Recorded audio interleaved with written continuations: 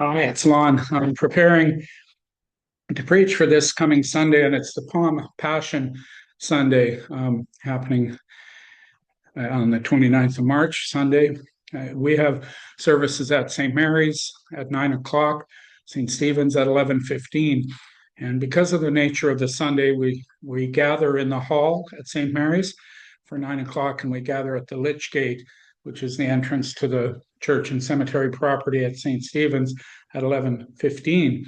And that is because of it being Palm Sunday, we start by blessing the palm branches that'll be little palms that'll be given out to each and every person, and we walk into the church singing and waving the palms and saying Hosanna, Hosanna in the highest.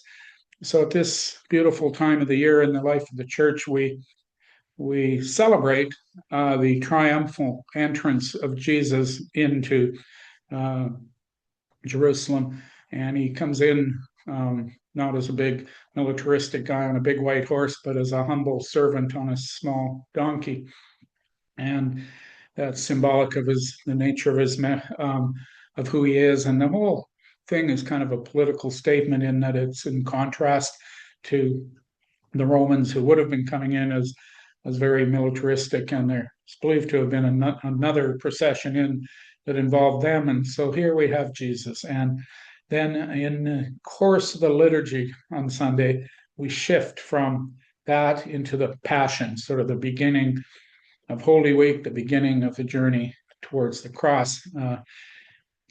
The readings take us fairly far down that road, but really, if you can engage in the Monday, Tuesday, Wednesday, Thursday, Good Friday services or any part of them, it helps you actually put that entire story in context and into our own context of this day and age as well.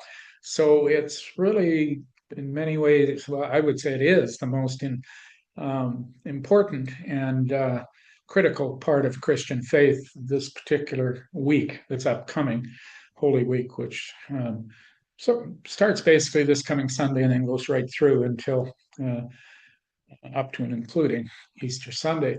So if you're able to engage, the more you can engage in the during the week services, and those times are all outlined, and we'll keep you posted as to when they are, and because we alternate the location of them daily depending what's going on. So I hope you're able to make it. I hope your Lenten journey 2026 has caused you to be look inside yourself and trust God and walk with God.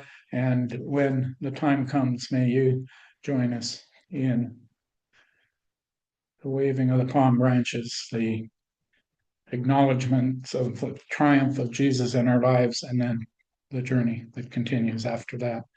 Thanks be to God. Take care, my friends.